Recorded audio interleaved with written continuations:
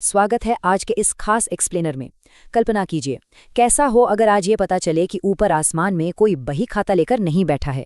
बिल्कुल सही सुना आपने। आज हम इंसान के मन में गहराई से बैठे उस डर को पूरी तरह से खत्म करने वाले हैं जो ईश्वरीय दंड या भगवान की सजा से जुड़ा है। यकीन मानिए, ये एक ऐसा विश्लेषण है जो वास्तविकता को देखने का नजरिया हमेशा के लिए बदल कर रख देगा। तो चलिए बिना किसी देरी के शुरू करते हैं। बचपन से ही हमें एक डरावनी कहानी बार बार सुनाई जाती है ना, कि ऊपर आसमान में कोई एक बहुत बड़ा कॉस्मिक जज बैठा है जो इंसान के हर पाप और पुण्य का हिसाब एक मोटी सी डायरी में लिख रहा है। मतलब कुछ भी गलत किया और वो डायरी में नोट हो गया। लेकिन जरा सोचिए, क्या सचमुच कोई बाहरी सत्ता है जो इंसान के हर एक कदम पर ऐसे नजर रख रही है? आज बचपन के इसी मिथक को हम सीधी चुनौती देने वाले हैं और उस विज्ञान को डिकोड करेंगे जिसे सदियों से पूरी तरह से गलत समझा गया है। देखिए, यहीं पर आता है सबसे बड़ा भ्रम। एक तरफ वो पुरानी सोच है जहां कर्म को एक ब्रह्मांडीय लेन देन और ईश्वरीय डायरी मान लिया गया है, और दूसरी तरफ है उपनिषदों का असल सत्य। उपनिषद बहुत ही साफ शब्दों में बताती हैं कि कर्म वास्तव में एक आंतरिक अवचेतन लूप है। मतलब ये कोई दार्शनिक या किताबी कल्पना नहीं है, बल्कि एक बेहद गहरा मनोवैज्ञानिक विज्ञान है। और ये विज्ञान उस डर पर आधारित मिथक को सिरे से खारिज कर देता है जिसे सदियों से बिना सवाल किए सच माना जाता रहा है। प्राचीन ऋषियों ने एक बहुत ही गहरी बात कही थी। उन्होंने कहा था कि मानवता का दुख असल वास्तविकता से नहीं आता, बल्कि मन की अपनी बनाई कहानियों, यादों और कल्पनाओं से पैदा होता है। सच में ये बात एकदम सटीक बैठती है। ये दिखाता है कि कैसे हमारा अपना मन खुद ही अपनी भूल भुलैया का डिजाइनर है। बाहर की परिस्थितियां कभी उतनी तकलीफ नहीं देती जितनी मन के भीतर गड़ी गई कहानियां दर्द देती हैं। तो बेसिकली सारा का सारा खेल इस मन की संरचना के भीतर ही चल रहा है।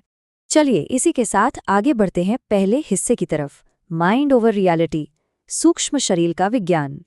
इसे कुछ ऐसे समझिए, इस भौतिक दुनिया के ठीक पीछे एक अनदेखी दुनिया मौजूद है जिसे सूक्ष्म शरीर या सटल बॉडी कहते हैं।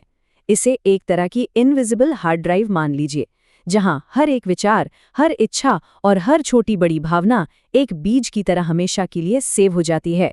अब ये शरीर इन भौतिक आंखों से दिखाई तो नहीं देता, लेकिन सच कहूं तो इंसान के हर अनुभव का असली कंट्रोल रूम यही है। यहीं पर मानव चेतना की सबसे बड़ी ताकत छुपी हुई है। और इसी सूक्ष्म शरीर में जन्म लेते हैं हमारे संस्कार। अब ये संस्कार क्या है? ये उन गहरे मानसिक चित्रों या छापों को कहते हैं जो लगातार आने वाले विचारों की वजह से हमारे अवचेतन यानी सबकॉन्शियस माइंड में छप जाते हैं।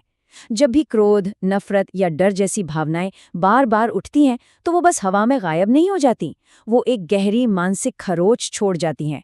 वो मन में पक्की लकीरें खींच देती हैं। और मजे की बात तो ये है कि यही मानसिक चित्र आगे चलकर भविष्य के वास्तविकता को पूरी तरह से तय करते हैं। तो आइए देखते हैं कि ये अदृश्य कर्म लूप आखिर काम कैसे करता है।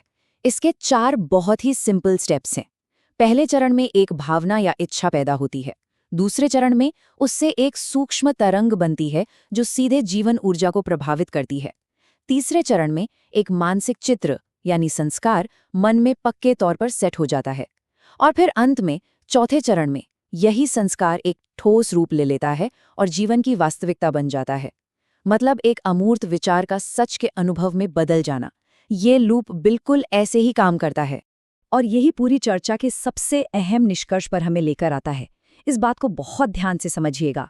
मानवता को क्रोध के लिए दंडित नहीं किया जाता, बल्कि क्रोध के द्वारा ही दंडित किया जाता है। जब भी कोई नेगेटिव भावना उठती है तो कोई आसमान में बैठकर उसे डायरी में नहीं लिख रहा होता, बल्कि वो भावना तुरंत ऐसी सूक्ष्म तरंगे पैदा करती है जो खुद इंसान की जीवन ऊर्जा को पूरी तरह अस्त व्यस्त कर देती हैं। कोई बाहरी सजा है ही नहीं, वो भावना खुद ही एक बहुत बड़ी सजा बन जाती है। अब जब ये बात पूरी तरह से शीशे की तरह साफ हो गई है कि इंसान के अपने विचार ही इस जाल को बुन रहे हैं, तो एक बहुत ही दिलचस्प और बड़ा सवाल खड़ा होता है।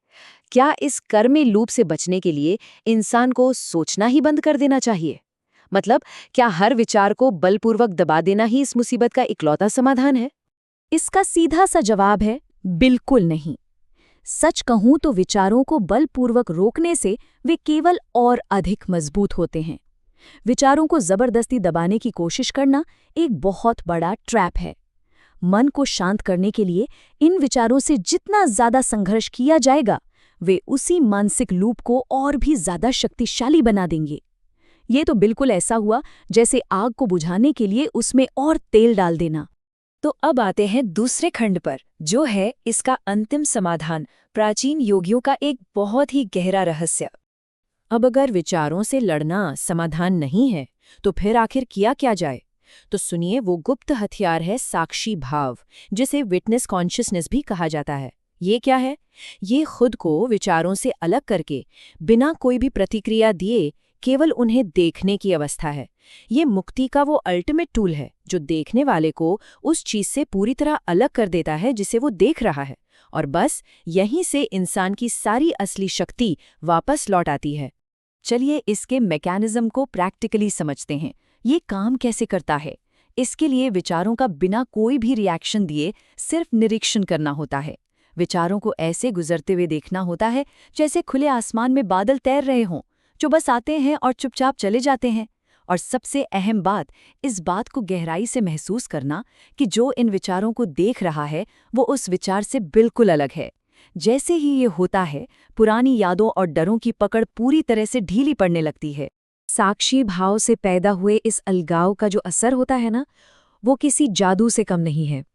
जिस क्षण ये दूरी महसूस होती है, पिछले कर्मों की भारी जंजीरें अपने आप टूटने लगती हैं। जब ये एहसास इंसान के भीतर गहराई में उतर जाता है कि चेतना का मालिक कोई बाहरी शक्ति नहीं बल्कि वो खुद है, और वो अपने ही मन का गुलाम नहीं है, तो एक अविश्वसनीय राहत और अपार आज़ादी का अनुभव होता है, एक सच्ची आज़ादी। अब हम पहुंचते हैं इस चर्चा के तीसरे और आखिरी खंड पर। सच्ची आध्यात्मिक मुक्ति एक जागृति, ना कि कोई सजा। एक बहुत बड़ा झूठा विश्वास ये है कि मुक्ति तो मरने के बाद आसमान में कहीं मिलने वाला कोई इनाम है, लेकिन ये सच नहीं है। सच्ची मुक्ति इसी वर्तमान क्षण में, इसी वक्त अपनी मानसिक कहानियों से ऊपर उठकर प्राप्त की जाती है। शांति मृत्यु के बाद किसी के आने का इंतजार नहीं करती। यह एक तात्कालिक मनोवैज्ञानिक अवस्था है जो उसी पल उपलब्ध हो जाती है जब इंसान अपने ही मन के बनाए हुए बंधनों के बाहर कदम रखता है। और अंत में एक ऐसा विचार जो इस पूरे एक्सप्लेनर का निचोड़ है। कर्म कोई सजा नहीं है, बल्कि मन की गुलामी से आज़ाद होने की एक जागृति है। हर हर महादेव। ये विश्लेषण हमें यही सिखाता है कि भाग्य के निर्माता कोई बाहरी भगवान नहीं बल्कि स्वयं हम हैं। अपने ही मन की इन मानसिक जंजीरों को पहचानिए और अपने भीतर मौजूद उस असीम स्वतंत्रता को महसूस कीजिए। इस गहरे विश्लेषण का हिस्सा बनने के लिए बहुत बहुत धन्यवाद। उम्मीद है आज का ये एक्सप्लेनर आपको ज़रूर सोचने पर मजबूर करेगा।